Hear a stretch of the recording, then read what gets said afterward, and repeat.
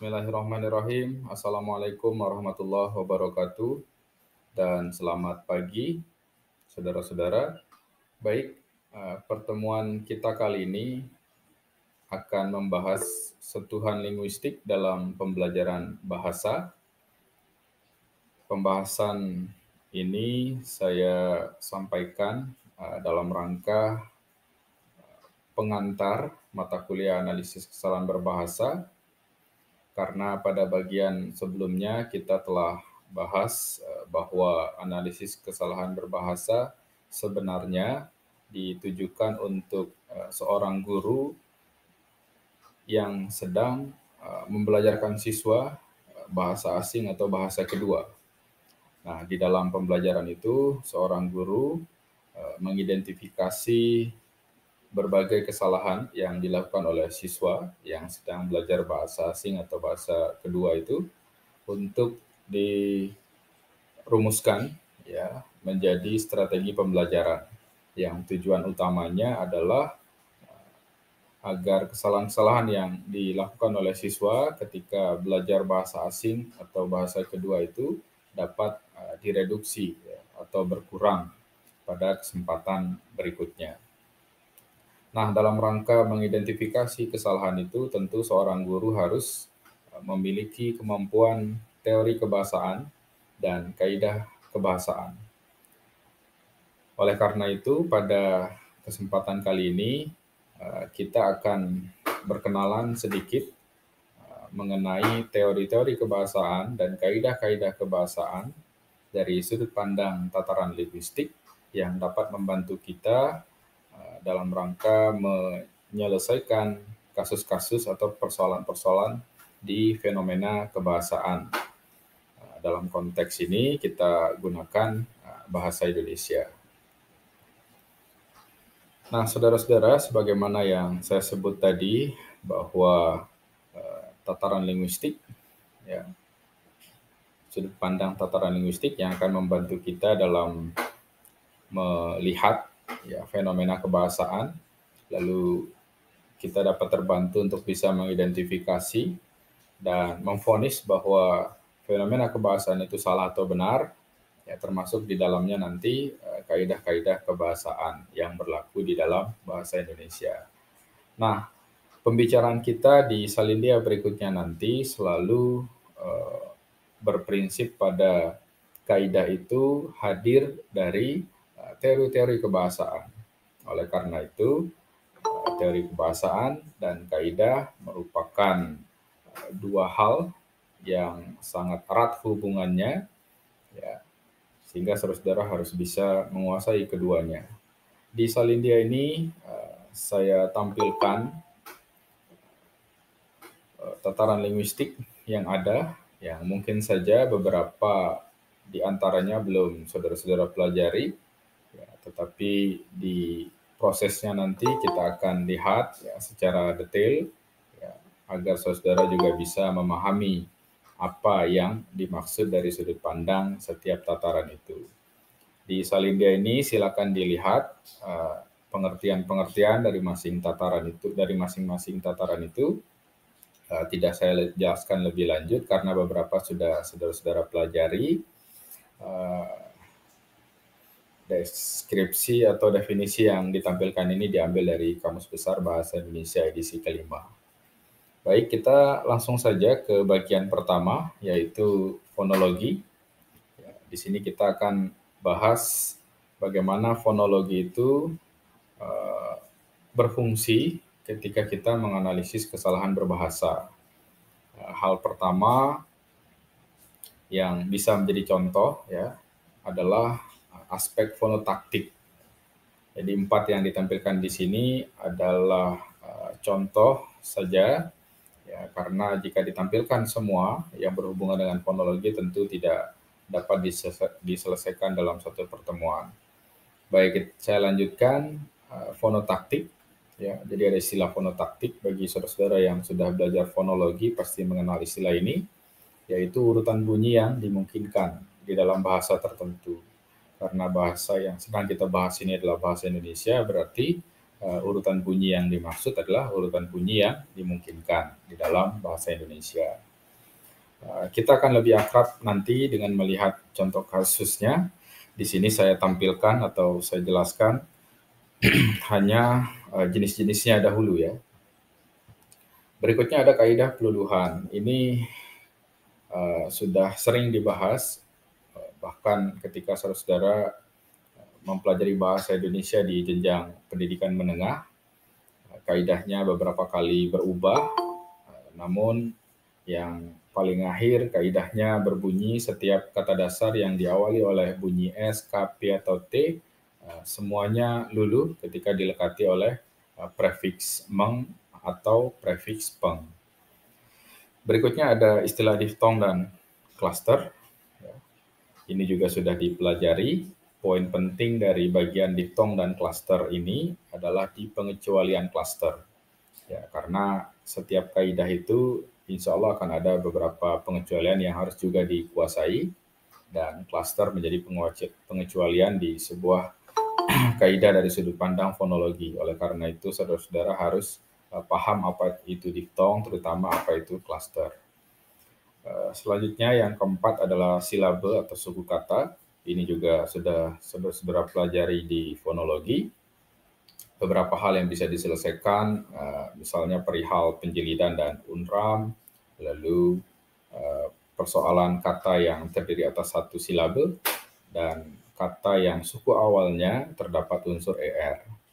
Nah, ini penjelasan singkat saja berkaitan dengan jenis-jenis yang dari sudut pandang fonologi untuk bisa menyelesaikan persoalan-persoalan kebahasaan di dalam analisis kesalahan berbahasa. Kita lihat kasusnya untuk dapat kita lebih kita mengerti ya. Kita awali dengan nomor 1, yaitu perihal aspek fonotaktik tadi. Di nomor 1 sudah ada beberapa data yang di dalamnya masing-masing ada urutan bunyi yang sebenarnya tidak dimungkinkan di dalam bahasa Indonesia. Urutan bunyi itu pada Dharma misalnya ada urutan bunyi DH, kemudian pada Bhakti ada urutan bunyi BH, di Azan ada urutan bunyi DZ, di Sholat ada urutan bunyi SH, dan di Maghrib ada urutan bunyi GH. Ya, secara teoretis di dalam bahasa Indonesia urutan bunyi yang saya sebut masing-masing tadi itu tidak terdapat di dalam bahasa Indonesia. Kalaupun ada itu bagus, silakan coba saudara-saudara cari, dan itu akan menjadi temuan baru di dalam konteks bahasa Indonesia. Oleh karena itu, karena secara teori kebahasaan itu tidak dimungkinkan dari aspek fonotaktik dalam fonologi, berarti data-data yang ditampilkan pada nomor 1 itu penulisannya salah. Sekali lagi, titik fokusnya adalah pada penulisan, bukan pelafalan. Ya.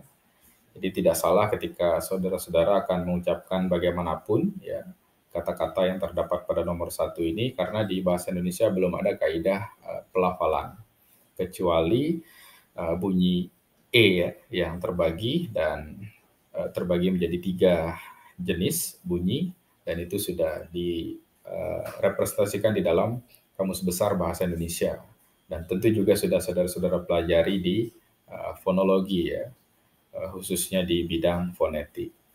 Nah, saudara-saudara, nomor 1 jelas salah ya, termasuk sholat juga.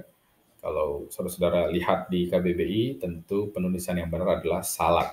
Ya, soal pengucapan tidak dipersoalkan, karena fokus kita adalah penulisan ya, yang asalnya dari teori kebahasaan dan dirumuskan dalam kaidah kebahasaan.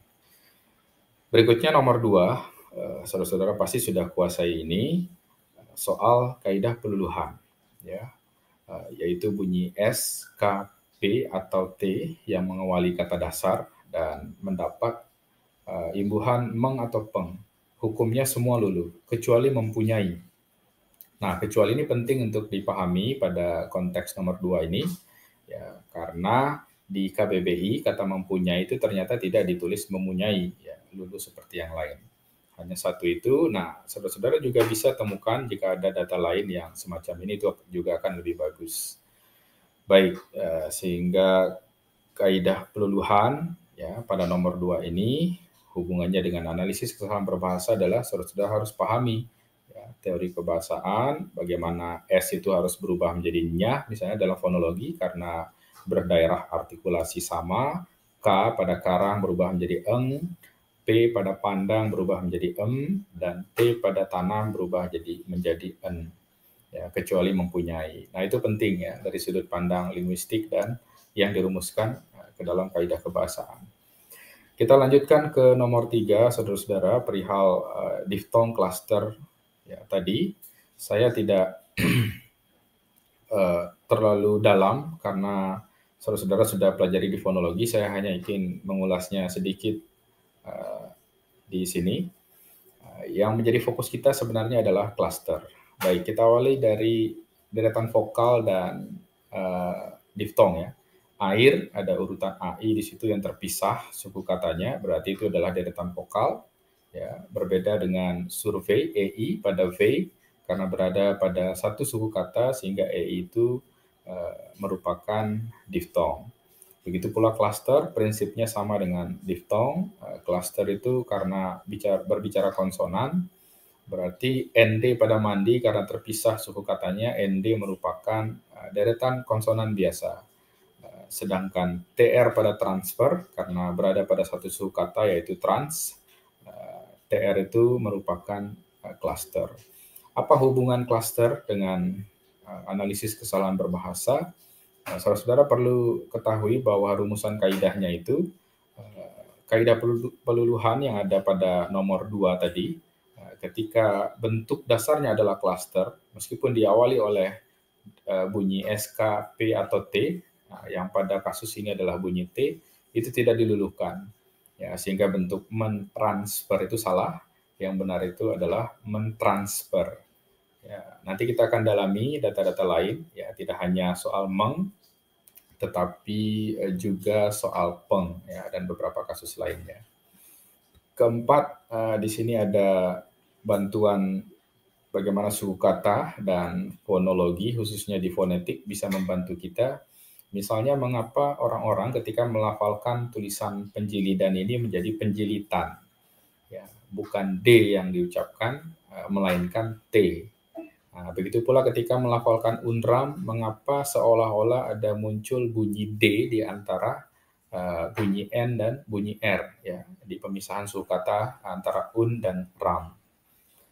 Nah, itu bisa dijelaskan dari segi teori kebahasaan, ya, dan itu membantu kita dalam mendeskripsikan atau menjelaskan kesalahan-kesalahan berbahasa.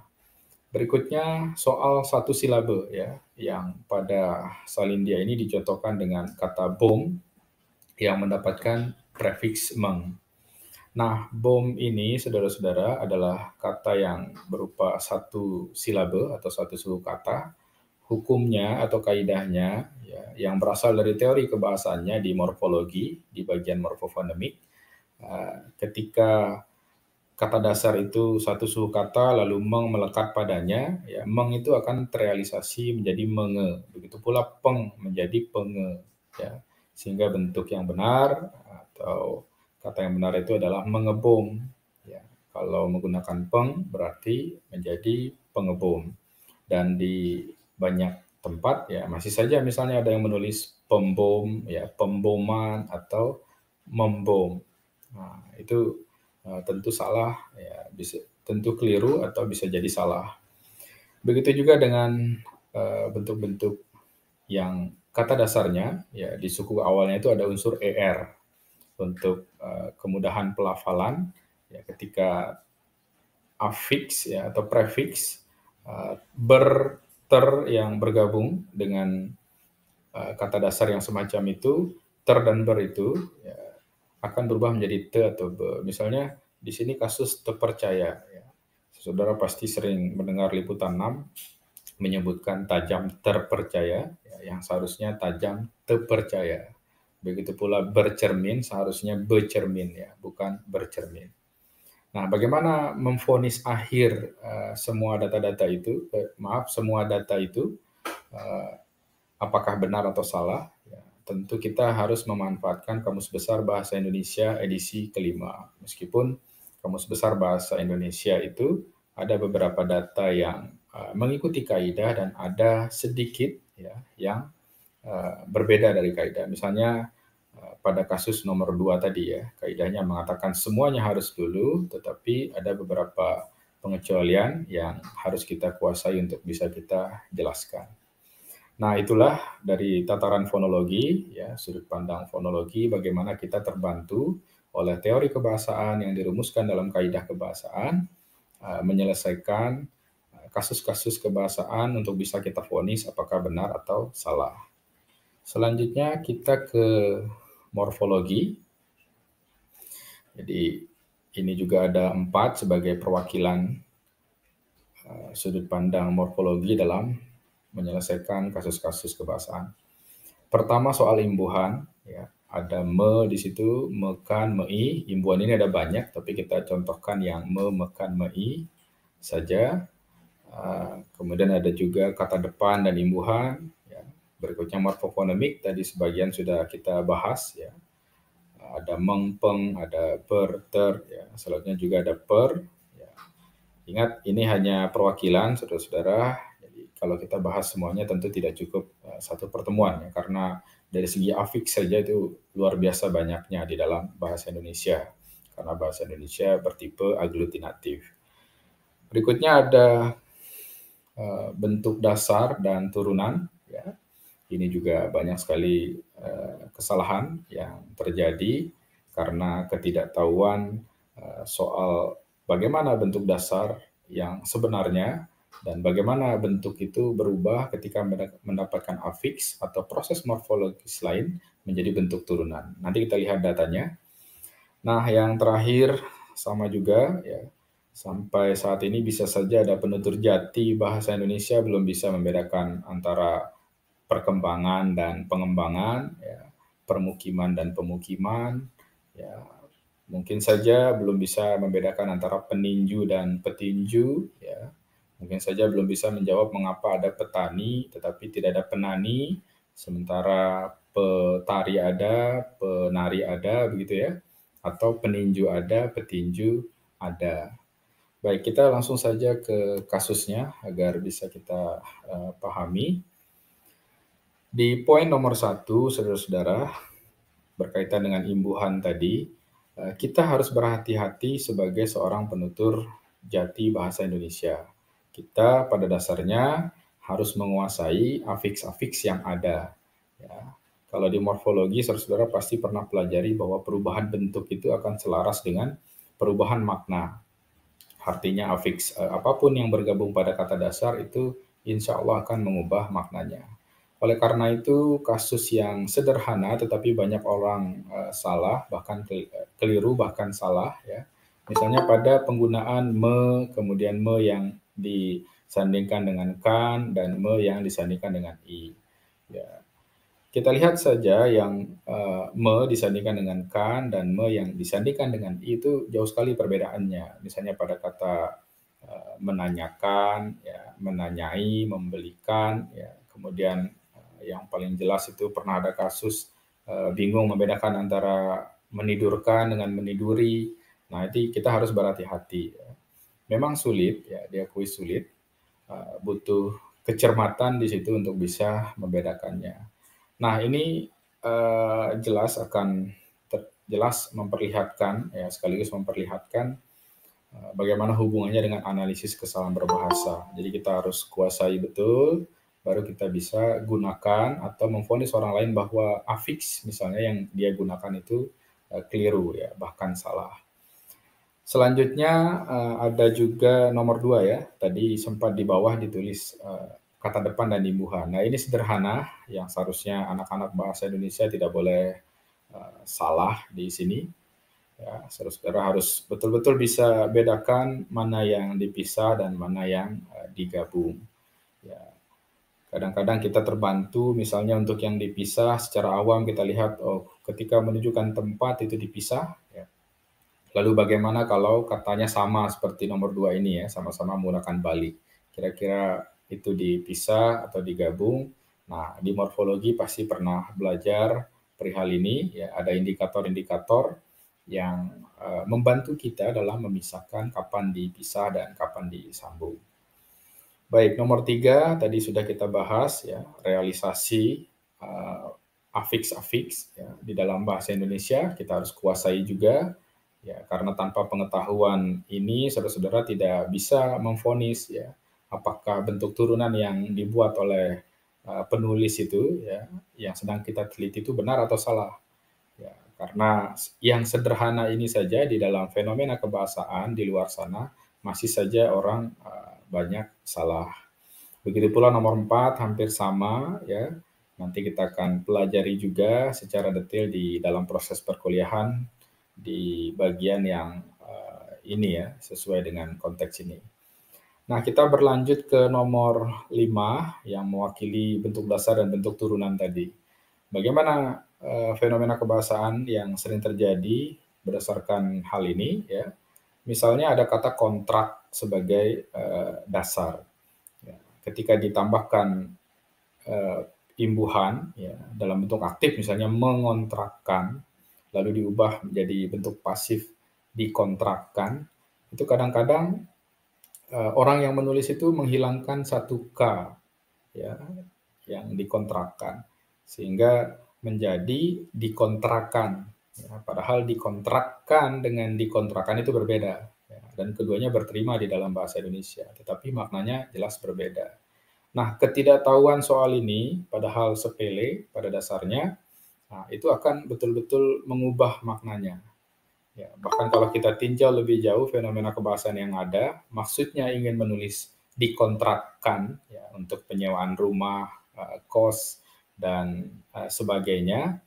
Nah, itu ditulis ada yang di spasi kontrakkan, ya, ada yang di spasi kontrakan. Nah, kalau kita mau lihat lebih jauh ya, bagaimana penulisan berdasarkan kaidah yang benar. Nah, itu saudara-saudara, jadi harus betul-betul jeli, kita harus mengenal kata dasarnya apa, lalu imbuhan apa yang melekat di situ, lalu bentuk turunannya seharusnya seperti apa berdasarkan teori kebahasaan di morfologi, ya, yang di dalamnya juga terlibat morfofonemik yang kita bahas sebelumnya tadi. Nomor 6 misalnya, ya kalau ini kasus tambahan saja, orang-orang kadang-kadang kalau ditanya tidak tahu ya, sebenarnya kata dasar dari mengetahui itu apa? Ya, apakah tahu, apakah tahu ya dalam bentuk diftong begitu ya, ataukah ketahu misalnya. Ya, mengapa ada menge di situ kalau tahu kata dasarnya? Ya, sementara menge tadi hanya muncul ketika kata dasarnya itu hanya terdiri atas satu suku kata.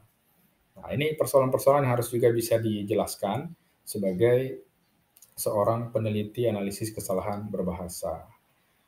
Yang terakhir nomor 7 di morfologi, yang tadi harus bisa bedakan ya antara kasus peninju dengan petinju, antara kasus peninju dan petinju, ya, lalu bisa bedakan permukiman dengan antara permukiman dan pemukiman, begitu pula perkembangan dan dengan pengembangan ya.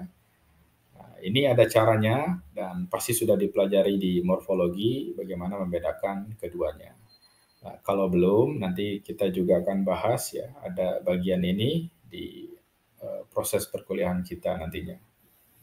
Baik, itu saudara-saudara, sama seperti fonologi tadi, dapat kita simpulkan bahwa dari segi morfologi, sudut pandang morfologi, kita terbantu juga dalam menyelesaikan kasus-kasus kebahasaan atau fenomena-fenomena kebahasaan yang terjadi.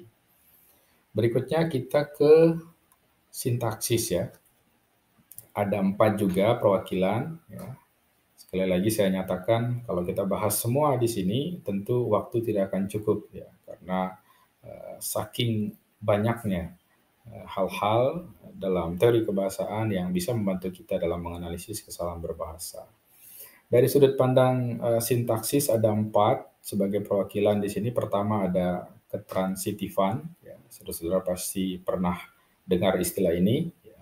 Ada 2 pembagiannya, transitif dan tidak transitif, alias intransitif. Nah, yang transitif itu dibagi lagi menjadi 2, yaitu monotransitif dan duitransitif. Yang kedua adalah konjungtor. Nah, ini sering kali ya banyak orang yang salah ya, tidak lagi keliru ya, tetapi salah dalam menggunakan konjungtor. Salahnya karena belum punya pengetahuan yang baik soal jenis-jenis konjungtor itu. Padahal konjungtor terdiri atas konjungtor koordinatif, korelatif, subordinatif, dan antar kalimat. Apa yang sering terjadi? Yang sering terjadi itu pertukaran posisi, ya. Jadi yang antar kalimat sering dipakai di konjungtor intrakalimat seperti koordinatif dan korelatif, ya, dan subordinatif, ya. Begitu pula yang korelatif misalnya sering dipertukarkan pasangannya, padahal konjungtor korelatif itu sudah jelas pasangannya. Nanti kita lihat di data sebagai contoh. Berikutnya soal fungsi. Nah, ini sangat penting ya, bagi saya ini sangat penting.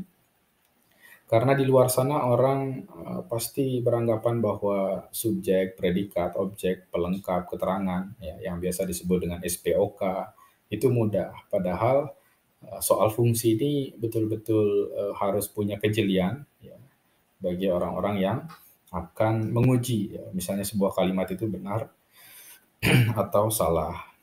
Nah, saudara-saudara harus tahu bahwa hal pertama yang akan kita uji untuk memvonis sebuah kalimat itu benar atau salah sebenarnya adalah struktur fungsinya. Yaitu kita cek subjek, predikat, objek, pelengkap, dan keterangannya. Apakah sudah standar atau tidak. Nanti kita lihat contoh kasusnya ya. Yang terakhir adalah kalimat partisipial. Ini sebuah istilah yang saya dapat dari buku penyuluhan yang dipublikasikan oleh Badan Pengembangan dan Pembinaan Bahasa. Nanti saudara bisa dapatkan bukunya.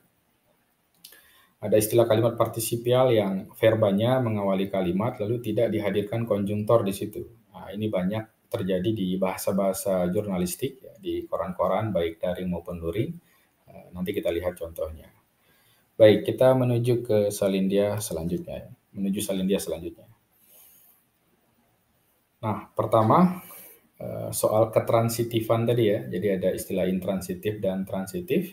Yang transitif ada yang monotransitif dan ada yang duitransitif. Soal intransitif dan transitif, hati-hati menggunakan kata menyeberang dan menyeberangi. Ya, ini berbeda ya. Kalau saudara-saudara jeli, salah satunya adalah intransitif, berarti tidak membutuhkan objek di sebelah kanannya. Yang satunya itu transitif, artinya mewajibkan kehadiran objek di belakangnya. Nah, silakan dicek KBBI nanti apa perbedaan antara menyeberang dan menyeberangi. Begitu pula yang monotransitif dan duitransitif, antara membeli dan membelikan. Membeli itu yang monotransitif, membelikan itu yang duitransitif. Yang monotransitif wajib menghadirkan satu objek di sebelah kanannya, sedangkan yang duitransitif mewajibkan dua objek di sebelah kanannya. Yang monotransitif adalah membeli, misalnya ibu membeli roti, selesai kalimatnya karena cukup satu yang dibutuhkan di sebelah membeli. Sedangkan membelikan itu tidak bisa satu, ya. Tidak bisa ibu membelikan adik, ya. Pasti ada pertanyaan yang muncul, ya, secara bawaan penutur bahasa Indonesia itu apa ya, yang dibelikan, gitu kan? Ya, sehingga kita tergolong ke duitransitif. Nah, pengetahuan ketransitifan ini penting sekali, ya, karena ketika dihadirkan kalimat nanti untuk kita vonis benar atau salah, kita cek juga ya verbanya itu transitif ataukah intransitif ya. Baik, selanjutnya yang kedua yaitu perihal konjungtor tadi. Nah, ini yang banyak orang salah. Salahnya adalah soal pertukaran posisi konjungtor yang seharusnya di dalam kalimat atau intrakalimat dijadikan antar kalimat. Misalnya sedangkan, ya, selalu saja kalimatnya selesai, titik, lalu sedangkan mengawali kalimat. Padahal yang konjungtor yang mengawali kalimat itu harusnya konjungtor antar kalimat. Ya. Tapi sedangkan ditaruh di awal. Padahal secara struktur fungsi itu jelas salah. Tidak dibolehkan. Karena hukumnya sedangkan itu adalah konjungtor intra kalimat. Yang kedua ada konjungtor korelatif ya. Korelatif ini sudah berjodoh dari sananya gitu ya. Nah, sehingga tidak boleh dipertukarkan. Ya, baik itu misalnya pasangannya dengan maupun. Bukan itu pasangannya dengan melainkan. Antara itu pasangannya dengan dan. Jadi antara A dan B, baik A maupun B, tidak A tetapi B, ya bukan A melainkan B. Ya, judul lagu misalnya bukan dia tapi aku, ya, itu seharusnya bukan dia melainkan aku. Kalau kita lihat dari sudut pandang kaidah kebahasaan. Baik, Kita lanjutkan, begitu pula dengan jika gitu ya, begitu ya. Namun yang harusnya antar kalimat biasanya diletakkan di intra kalimat. Nah, sehingga tadi saya katakan kesalahannya itu soal penggunaan dan soal posisi penempatannya. Nah, nomor 3 soal struktur fungsi, saudara-saudara bisa dilihat, kalimat ini ya seolah-olah benar, tetapi salah. Mengapa? Kalau kita cek subjeknya tidak ada. Di situ ada kata dalam bab itu ya, sebagai keterangan karena ada preposisi dalam, jelas itu keterangan. Lalu membicarakan karena itu verba umumnya berupa predikat, ya, apalagi aktif, transitif. Kemudian beberapa hal pasti objek, ya, karena verbanya adalah atau predikatnya adalah membicarakan. Keterangan kita temukan, predikat kita temukan, beberapa hal itu sebagai objek kita temukan, tetapi subjek tidak ada di situ. Nah, inilah yang saya sebut bahwa hal pertama yang harus kita lakukan dalam memvonis kalimat itu benar atau salah, kita cek struktur fungsinya terlebih dahulu. Ternyata setelah kita cek, dalam bab itu membicarakan beberapa hal merupakan kalimat yang salah karena tidak ada subjeknya. Bagaimana cara kita membetulkannya, ya, membuatnya menjadi benar? Salah satu cara adalah membicarakan itu kita ubah menjadi dibicarakan, menjadi struktur pasif, sehingga subjeknya adalah beberapa hal, dibicarakan adalah predikat dalam bab itu tetap menjadi keterangan. Beberapa hal dibicarakan dalam bab itu atau dalam bab itu dibicarakan beberapa hal. Apakah predikat boleh mendahului subjek? Boleh, karena ada struktur inversi. Cara kedua adalah kata dalam kita hapuskan menjadi bab itu membicarakan beberapa hal, bab itunya sekarang menjadi subjek. Nah, itu pentingnya struktur fungsi kita pahami, saudara-saudara, agar bisa memvonis sebuah kalimat itu salah atau benar. Yang keempat, tadi kita sebut dengan kalimat partisipial, ya, jelas terlihat bahwa yang mendahulunya adalah verba, berbicara, ya. Lalu konjungtor tidak ditemukan di sini, padahal konjungtorlah yang diperlukan agar kalimat ini bisa benar. Mengapa demikian? Kalimat ini terdiri atas dua kalimat. Kalimat pertama adalah Budi mengatakan bahwa dia tidak terlibat. Ya. Kalimat kedua sebenarnya adalah Budi berbicara kepada media kemarin di kantornya. Apakah Budi boleh diulang? Ya boleh saja di dalam kalimat majemuk, tetapi penulisannya di bagian anak kalimat, subjek yang sama itu tidak dituliskan. Ya. Apa hukumnya kalimat majemuk? Kalimat majemuk tentu mewajibkan hadirnya konjungtor dan terdiri atas minimal dua kalimat. Di sini dua kalimat sudah ada, tetapi konjungtornya tidak ada, sehingga ini tidak berterima di dalam bahasa Indonesia dari segi sintaksis. Kalimat-kalimat semacam ini banyak terjadi di kalimat-kalimat ini ya, berita ya, di jurnalistik. Silakan saudara-saudara bisa coba lihat dan bisa saudara analisis berdasarkan pemahaman yang saudara dapatkan dalam pembahasan ini. Nah, itu sintaksis juga sekaligus membuktikan sebagaimana yang terjadi pada fonologi dan morfologi, saudara-saudara. Terakhir kita ke semantik. Yang semantik ini hanya perlu pemahaman saja, ya. Hanya perlu pemahaman untuk bisa membantu yang ada di fonologi, morfologi, dan sintaksis dari segi makna. Ya, 4 hal yang menjadi contoh. Pertama, misalnya saudara-saudara harus kenal polisemi, harus kenal makna konotatif, denotatif, ya, harus bisa bedakan kursi dengan kursi yang lain begitu ya. Nanti kita lihat di contohnya. Termasuk juga ambiguitas, ketaksaan, ada 2 makna ya yang terwakili, terrepresentasi dalam satu struktur. Nah, itu harus hati-hati, harus dihindari. Kadang-kadang kita keliru juga ya, tidak sadar. Ada istilah homonim ya, homofon, homograf juga harus saudara-saudara kuasai. Begitu pula ada soal fitur semantik ya. Di semantik ada analisis komponensial, kita menganalisis komponen kata-kata tertentu untuk bisa dibedakan komponennya dengan kata yang lain. Sehingga sinonim itu sebenarnya tidak ada, bukan persamaan makna kata, karena tidak ada yang 100% sama. Ya, misalnya kalau kita cek komponen ayah dan bapak, ya misalnya ya, itu pasti komponennya berbeda, sehingga bukan sebuah sinonim yang kalau kita tuntut pengertiannya itu maknanya betul-betul sama, itu tidak dimungkinkan. Baik, kita lihat contohnya ya. Nomor satu, ya misalnya kursi ada yang kita kenal, kursi sebagaimana yang kita duduki, yang normal secara dentatif ya, ada juga yang konotatif, eee, ada kursi menteri, ya, jatuh, ada jatuh cinta, jatuh miskin, itu harus bisa dibedakan. Nomor 2 misalnya siapa yang ramah di situ, masih taksa apakah istrinya atau jenderalnya, ya begitu pula yang kaya itu apakah wanita, yang yang pekerjaannya adalah pengusaha atau pengusaha yang, mengusahakan wanita. Ini mohon maaf sebagai contoh ya, contoh yang ambigu. Nomor 3 ini sepertinya ada kesalahan teknis ya, masih muncul seharusnya di sintaksis tadi. Yang 4 ya homonim, homograf, homofon hanya 2 saya tampilkan di sini, saudara-saudara pasti sudah kuasai itu, karena sering dibahas juga di pembelajaran di SMA atau tingkat menengah. Nah, yang 5 soal sinonim tadi, jangan sampai mengatakan murni sama, karena tidak murni sama kalau kita analisis dengan baik, komponennya, ya. Jadi komponen-komponen, maknanya, ya kita sebut fitur semantisnya itu berbeda. Misalnya kalau kita cek penggunaannya, apakah kita bisa menyebut kawanan guru, gerombolan guru, kelompok guru, ya. Jelas umumnya kelompok guru karena itu yang normal dan, konotasinya positif ya.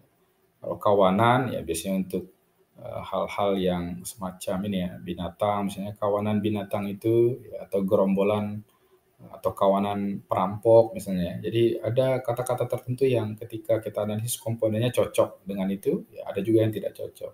Nah ini membuktikan bahwa perbedaan maknanya itu jelas ya, meskipun kalau kita lihat secara kelompok ini tergolong ke sinonim. Nah itu saudara-saudara, berikutnya adalah perihal bagaimana soal penulisan. Nah, sebagai tambahan teori kebahasaan yang harus dikuasai, saudara-saudara juga harus memperhatikan kaidah-kaidah. Ya, tadi kita membahasnya bersamaan, ada teori, ada kaidah sekaligus. Nah, khusus untuk penulisan ada 2 yang bisa saudara gunakan. Mohon maaf saya hanya tampilkan 1 di sini, seharusnya 2. Pertama adalah Pedoman Umum Ejaan Bahasa Indonesia 2021 yang terakhir ya. Dan satu lagi yang penting, ya sebagai sebelum vonis akhir, saudara harus mengecek apa yang ingin divonis itu di Kamus Besar Bahasa Indonesia. Dan KBBI yang berlaku sekarang adalah KBBI edisi kelima. Ya, kedua kaidah ini saudara-saudara bisa dapatkan secara gratis ya karena pemerintah sudah menyediakannya demikian. Baik, saudara-saudara, saya kira itu yang bisa saya sampaikan sebagai pengantar ya karena pada intinya mata kuliah analisis kesalahan berbahasa ini berhubungan erat dengan pembelajaran bahasa kedua atau bahasa asing atau bahkan pembelajaran bahasa Indonesia. Oleh karena itu, sentuhan linguistik atau sudut pandang linguistik saya kira sangat penting sehingga saya berikan sebagai pengantar di dalam saudara-saudara akan mengarungi ya, analisis kesalahan berbahasa berikutnya. Demikian, Assalamualaikum warahmatullahi wabarakatuh.